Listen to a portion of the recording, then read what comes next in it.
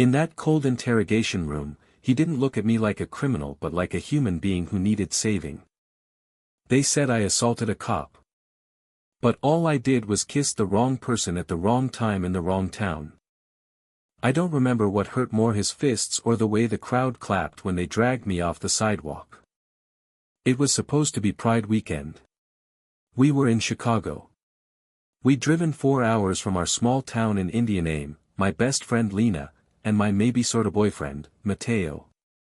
It was the first time I'd felt free. The first time I let someone touch my hand in public. It was the last time, too. The moment Mateo kissed me outside that bar on Clark Street, the moment his lips touched mine under the neon sign flashing rainbow shots 2 for 1, everything changed. I don't know who hit me first. All I know is that by the time the police showed up, I was the one bleeding and somehow the one in handcuffs. They said I resisted arrest. They said I tried to fight. They said I spit on an officer. None of that happened. But the moment they pulled me into the cruiser and slammed the door shut, I knew it didn't matter. It was small town, biracial, queer, broke, no lawyer, no voice. I knew exactly what they saw. And it sure as hell wasn't a victim. Name? The officer sitting across from me was young.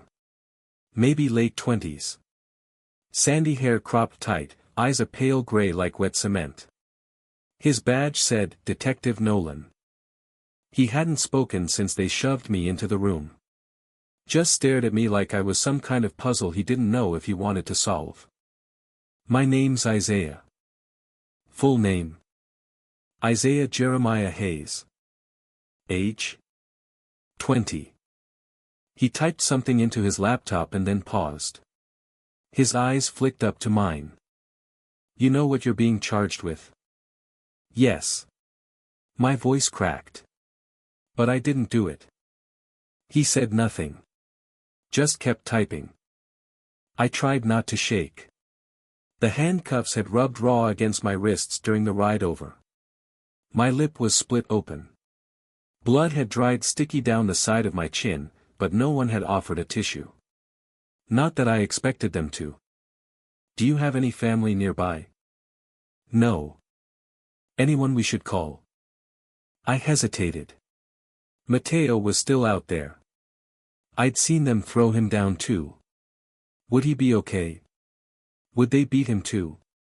Would he lie like I did, stay quiet, pretend it didn't matter?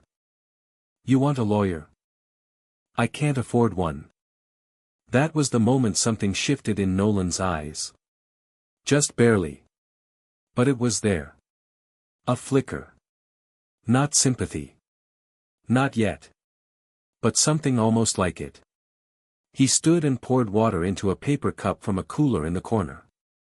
When he handed it to me, our fingers didn't quite touch. But it was the first human gesture I'd received in hours. Tell me what happened, he said quietly. Your version. I told him everything. How we'd planned the trip for months. How it was supposed to be our big moment. How we danced and laughed and kissed and how the crowd had turned on us like a mob. I told him how no one helped. How they cheered when we were shoved into cop cars. How someone yelled, teach them a lesson. How my shirt was ripped. How I begged them to stop. Nolan didn't interrupt. Didn't take notes. When I finished, he looked down at his hands. And then, slowly, he stood and left the room. I was alone for 40 minutes. The second time he came back, he brought someone with him. A woman, tall, sharp, black suit, red nails. She looked like a lawyer. But not my lawyer. This is Assistant State's Attorney Kelly, Nolan said. The woman looked me over like she already knew the case. Like she already knew me. Isaiah, she said, voice flat. We have 3 officers who say you resisted arrest. One who says you punched him. There's a security video that's blurry, but that's a lie. I blurted. I didn't fight anyone. I was kissing someone. That's it.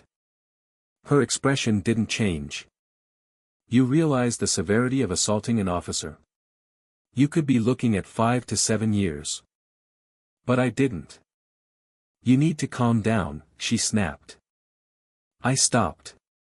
My throat burned. Nolan was quiet. Watching me. Watching her. Something about his stillness made her pause. Her gaze flicked sideways. You said there's security footage, he said slowly. From where? The liquor store across the street. The owner submitted it this morning. Have you reviewed it? I've seen the timestamp stills. Matches the officer's statement. I want to watch it. She raised a brow. That's not necessary. It is if I'm the lead on the case. She hesitated. You have 5 minutes. Then she was gone. He looked at me.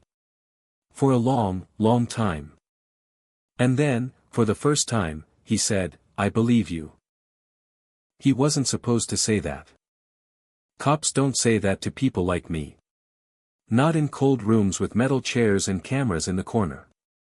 Not when I'm the one in the jumpsuit and they're the one with the badge. But he said it anyway. I believe you. And suddenly, something inside me cracked. Not pain. Not fear. Hope. He came back 2 hours later. I saw the footage, he said. You didn't swing. You didn't resist. Hell, you weren't even standing when they cuffed you. I couldn't speak. He ran a hand over his face. He looked tired. Angry. I'm going to recommend the charges be dropped. Can you do that? I can try. The next few days were a blur. Paperwork. Court dates. Statements.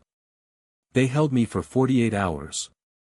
Mateo had already been released, had bruises too, but they'd let him go without charges. When I stepped out of that building into the sunlight, Nolan was waiting near the edge of the parking lot. He didn't say anything at first. Just offered me a paper bag with my phone, wallet, and cracked sunglasses. I looked up your record, he said. Clean. Never even a speeding ticket. I nodded. You didn't deserve any of this. And then he looked away. Like it hurt to say it. I looked at him, really looked at him for the first time. Underneath the uniform, he didn't look like a detective. He looked like a man trying to unlearn something. What happens now? I asked. He shrugged. Depends how loud you want to be. I stared at him. And then I said, I want to be louder than them. His eyes met mine. And he smiled. I thought I'd be able to walk away from it. Leave it behind, go back to school, forget Chicago ever happened. But trauma doesn't let go that easy. Every time I closed my eyes, I heard the sirens. Every time I brushed my teeth and saw the scar on my lip, I remembered the cheers from the crowd. And every time I looked at Mateo, I wondered if he saw me the same way anymore, if I was broken to him now, if we were broken. We stopped holding hands in public. We stopped talking in public. By October, we weren't talking much at all. Maybe we just need time, he said one night, standing by his car, hands jammed into his hoodie. You're angry all the time, Zay. You barely look at me. I was angry. But not at him. At the world. At the silence. At the fact that no one else seemed to care. Mateo tried. He brought me food. He stayed over. He texted. But I was slipping under, and I couldn't grab the rope he kept throwing. And the rope eventually stopped coming. 3 weeks after the charges were dropped, I got a call from a reporter. Her name was Desiree Parks.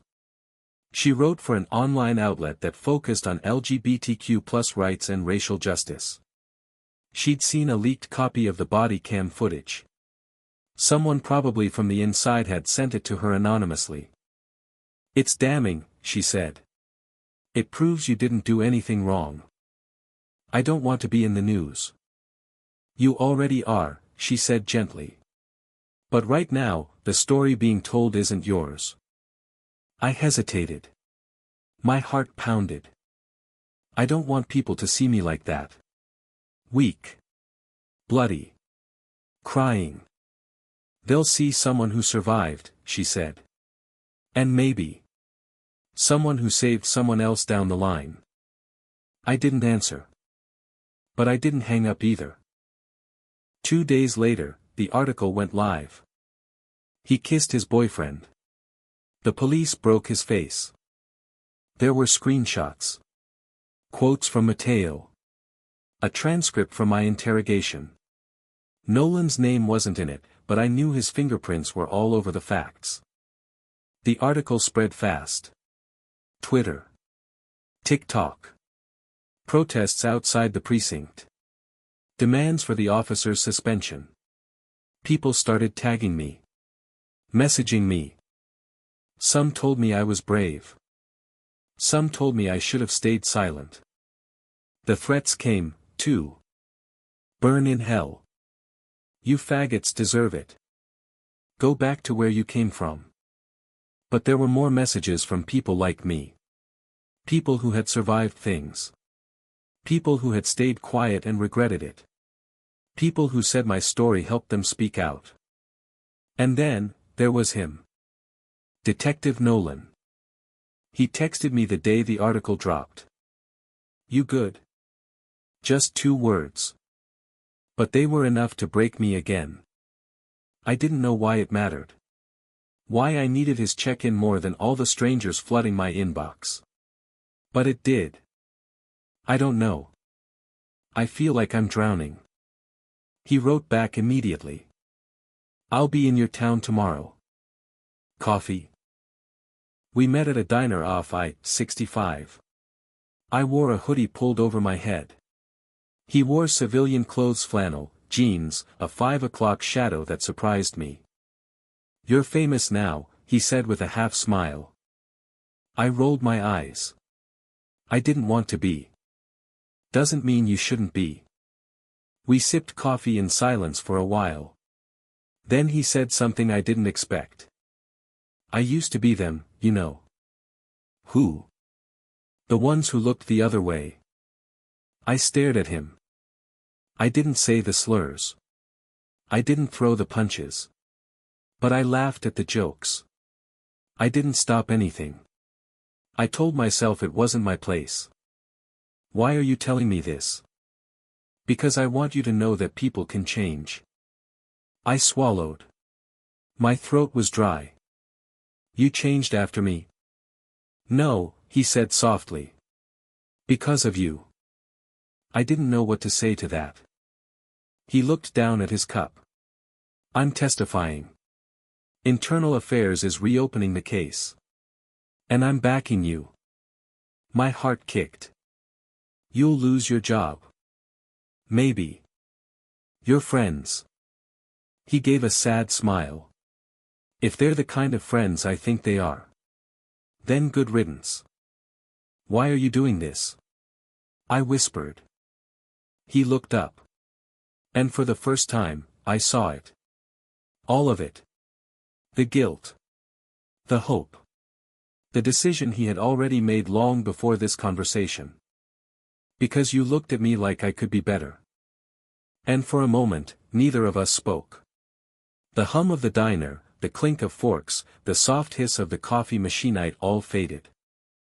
Because in that instant, it wasn't about cops or victims or labels or fear.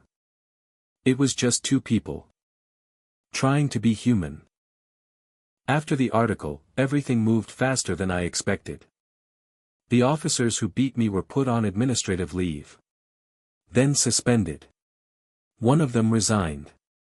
Another one tried to countersue for defamation. It didn't work. More footage came out. More victims spoke up. The mayor issued a public statement. A lawsuit followed. I had to give depositions. Media interviews. Court testimonies. And through it all, Nolan was there. Not as a cop anymore to quit before they could push him out.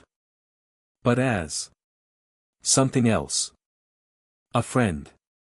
A mentor. A shadow walking beside me through the fire. I didn't know how to describe what we were. He wasn't Mateo. He wasn't someone I kissed or thought about late at night. But he was something I'd never had before, a man who protected me without owning me. A man who listened. And somehow, that meant everything. The trial dragged into winter. By then, Mateo and I were barely speaking. Not because of anger but because of change. We'd both grown into people we didn't recognize anymore. When I told him I was going to testify on live TV, he looked at me for a long time. "You're not scared anymore," he said quietly. "I'm still scared," I whispered. "I'm just tired of hiding." He nodded. And I knew we were saying goodbye. Not with bitterness. But with gratitude. For what we had. For what we survived. The courtroom was cold. Everything about it felt like that interrogation room. The lights too bright. The wood too polished. The people too clean. I stood. I raised my hand. I told the truth. About the kiss. The fists. The silence. The fear. And I ended with this. They didn't just beat me because I kissed a boy. They beat me because they thought no one would care. But now you do. And that changes everything. When I stepped down from the witness box, my legs shook. But Nolan was waiting outside. He didn't say a word. He just held out a hand. And for the first time since all of it began I took it. The verdict didn't come quickly. Juries don't rush when cops are on trial. Even when there's video. Even when there are bruises. Even when there are tears. They deliberate slowly, like justice needs to be massaged into existence. 3 days after my testimony, I got the call. All 3 officers have been found guilty of excessive force, the voice on the other end said. My knees gave out before I could reply. I collapsed onto the bathroom floor, the phone still to my ear, the tile freezing against my skin. It didn't feel like victory. It felt like exhaling after years underwater. The weeks that followed were strange. People I didn't know started calling me brave. Heroes reached out. Celebrities reposted clips of my speech. An LGBTQ+ center in Chicago invited me to speak at their rally. Someone sent me a plaque in the mail that read, "Justice Warrior." But all I really wanted was a night where I could sleep without hearing boots behind me. Without dreaming of blood on concrete. "You're a symbol now," Nolan said over coffee one day. "I didn't ask to be." "I know. But you're what people needed." "And what about what I need?" His eyes softened. "What do you need, Isaiah?" I opened my mouth to answer. And then closed it again. Because the truth was I didn't know anymore. A publisher approached me. They wanted to help me write a memoir. The proposal was 6 figures. I laughed when I read it. 6 months ago, I couldn't afford groceries. But when I met the editor over Zoom, her first question was, "Can we make the police part more nuanced? It might be too polarizing." I ended the call early. I didn't want to sell my pain in pieces. Not if I had to round off the edges to make it easier to swallow. So I opened a Google Doc that night and wrote the first sentence myself. They hit me because I loved the wrong person, in the wrong place, at the wrong time. No filters. No softening. Just the truth. Nolan helped with the legal parts. He connected me to a pro bono group that helped edit and protect my rights. I never told him outright how much he meant to me. I didn't know how. It felt messy, too complicated to put into words. But I think he knew. He came to the first rally where I spoke. Not in uniform. Not in the crowd either. Just off to the side, beneath a lamppost, arms crossed. Watching. I saw him mouth the words as I ended my speech. We're not broken. We're not dangerous. We are human. And we are not afraid anymore. But fear doesn't leave all at once. It lingers. Hides in the corners. I found that out when I visited the liquor store where the original footage came from. The owner, a skinny man in his 50s named Raj, invited me in with shaking hands. They threatened to burn the place down after I gave the video, he said quietly. Said I was un-American. I looked at him. You are American. He smiled sadly. Only on paper. I bought a soda and thanked him. As I turned to leave, he grabbed my sleeve. You saved lives, Isaiah, he whispered. I didn't feel like I had. But maybe that's what being brave really means, acting even when you don't feel like enough. The threats never completely stopped. My inbox still fills with slurs from anonymous profiles. Some nights I still jump at the sound of sirens. Some days I catch my reflection and flinch at the faint scar on my cheek, like a ghost that refuses to leave. But I've learned to live anyway. I've learned that joy is a kind of rebellion. That healing isn't a straight line, it's a loop, messy and unpredictable. Some mornings I feel invincible. Others I can't get out of bed. And that's okay. Because I survived. And I kept going. Spring came, and I moved to Chicago. It felt right. Like claiming something back. The city that nearly destroyed me now became the place where I rebuilt. I started volunteering at the same LGBTQ+ center that had once invited me to speak. Helped queer teens who had nowhere else to go. Told them they mattered. That they weren't alone. That I heard them. One of them, a 17-year-old named Leo, reminded me of myself. Big eyes. Shy smile. Constantly apologizing for existing. I'm scared to come out to my mom, he told me one night. She says being gay is a sin. I put a hand on his shoulder. Her fear isn't your fault. But her love shouldn't be conditional. He nodded slowly. A week later, he came back smiling. She didn't understand, but she said she'd try. That word triet mattered more than anything. Because that's all we ask for. Not perfection. Not applause. Just effort. Nolan visited Chicago in June. He hadn't seen the new place. I lived in a tiny studio above a bookstore. The floor creaked. The pipes moaned. The AC rattled. But it was mine. He brought flowers. Not roses, sunflowers. Bright and awkward in his calloused hands. I don't know why I brought these, he said, rubbing the back of his neck. It's not a date or anything. I took them anyway. Thanks. They're perfect. We sat on the fire escape drinking iced coffee, our legs dangling over the edge. I thought you might hate me, he said suddenly. For everything I used to stand for. I turned to him. I don't hate you, I said. I hated who you were. But that's not who you are now. Silence stretched between us.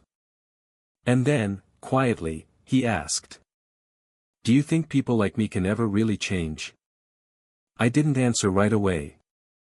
Instead, I leaned my head on his shoulder. I think we're all trying, I whispered. And that's enough for today. The memoir finally came out in August.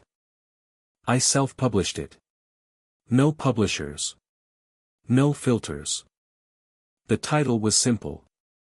Cold Room, Warm Hands. It didn't go viral. It didn't hit bestseller lists. But it reached the people who needed it. One message hit me hardest. From a gay kid in Alabama. I almost gave up. Then I read your story. You reminded me that surviving is enough. Thank you. I cried in the shower for 20 minutes after that. Not because I was sad. Because I finally understood the difference between being hurt and being healed. Matteo and I saw each other again in November. We ran into each other at a bookstore. He looked good. Healthier. Happier. "You look strong," he said. "You too." He reached out and touched my hand, just for a second. "No regrets?" I smiled. "Only that we didn't meet later when we were both ready." He nodded. "No bitterness. No sadness. Just peace." We were chapters in each other's lives. But not the ending. Nolan didn't kiss me until the following year. It wasn't dramatic. There were no fireworks. No rain or swelling orchestra. Just use in the same fire escape, under a sky full of quiet stars. "I don't know what this is," he murmured. "Neither do I," I said. Then I kissed him. Because sometimes healing doesn't look like justice. Sometimes, it looks like kindness. Softness. A second chance. Sometimes it looks like the hand you never thought would reach back. We didn't call it a relationship. Not right away. Nolan had spent most of his life running from who he really was. I'd spent most of mine trying to prove I had the right to be who I was. We weren't perfect, and we knew it. But we were honest. That was enough. We started slow. Quiet dinners. Walks by the lake. Long conversations on rooftops. He didn't try to fix me. And I didn't ask him to become something he wasn't. Some days, I'd catch him staring at me like he was trying to memorize something he thought he didn't deserve. "You're not who I thought I'd fall for," he told me one night, his fingers trailing over the scar near my temple. I smiled. "Good. Because I'm not here to be someone's lesson." He nodded. "You're the whole damn book." The memoir slowly reached more people. A local college asked me to guest lecture for a class on social justice. Then another school invited me. Then a national queer conference. At every event, someone always asked, "How did you forgive him?" They meant Nolan. They meant the system. They meant the people who failed me. I always gave the same answer. Forgiveness isn't about them. It's about choosing not to let hate define you. That didn't mean forgetting. It didn't mean letting go of accountability. It meant I didn't carry their poison in my body anymore. I chose peace, not permission.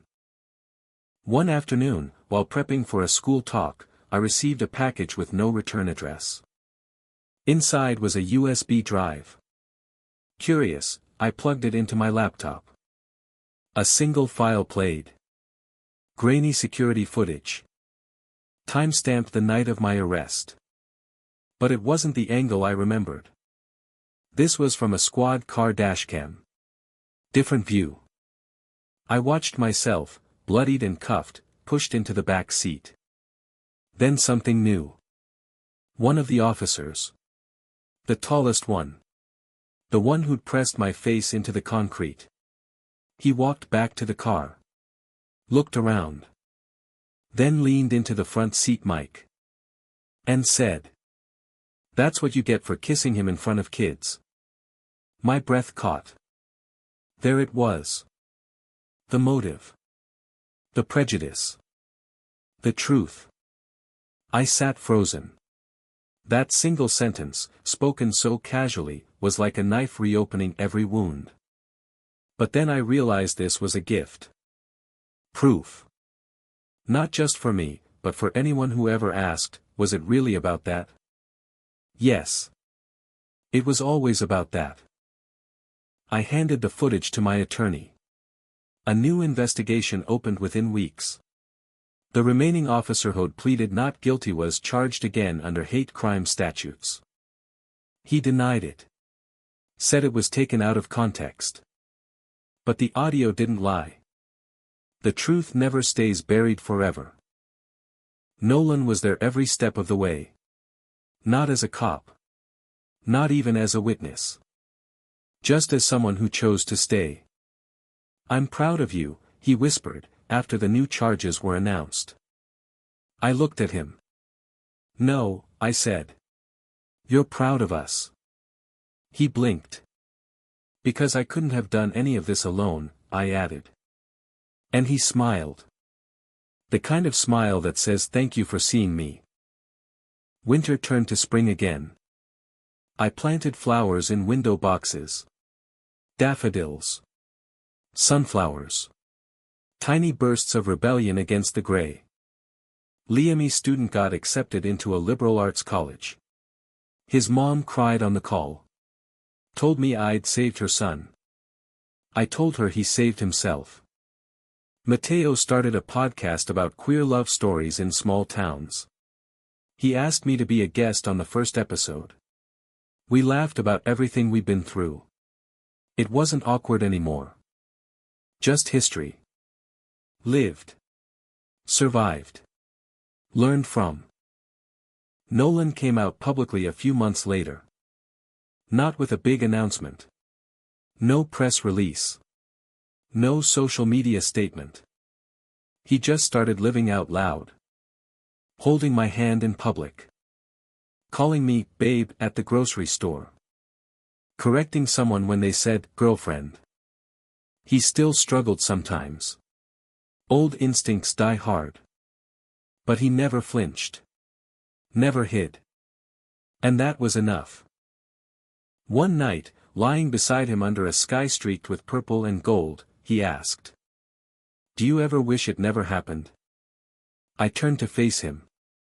"Sometimes," I said honestly. "Sometimes I wish we'd kissed that night and no one had cared. That we could have walked away hand in hand without blood, without cops, without fear." He nodded. "But then I think about Leo. And Raj. And the kids who wrote me. And you." I paused. And I know the pain was real. But so was the change. So was the love that came after.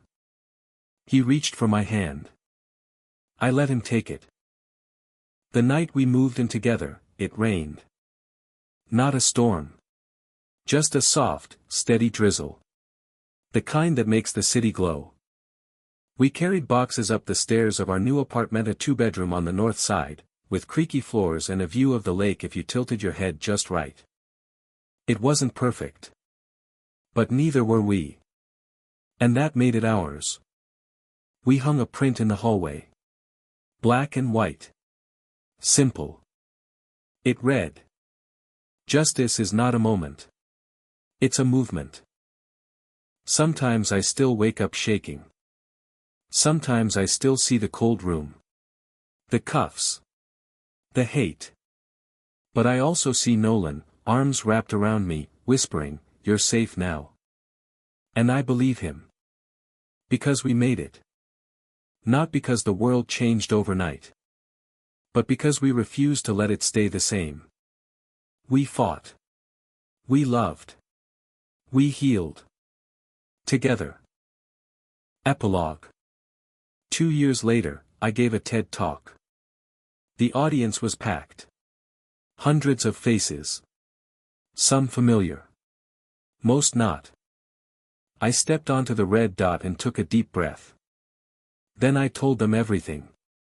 About the kiss. The brutality. The courtroom. The victory. About the officer who looked at me like a human being. And about the man who stayed. The final line of my speech echoed long after the applause. I was never the criminal. I was always the evidence. That love is louder than fear. And when I stepped off that stage, Nolan was waiting in the wings. He didn't say a word. He just kissed me. In front of everyone. And this time. No one looked away. No one clapped. No one jeered. They just stood still. And watched two people. Choosing love. Over silence. Again and again and again. The end. If you find it interesting, please like and subscribe to follow the next stories.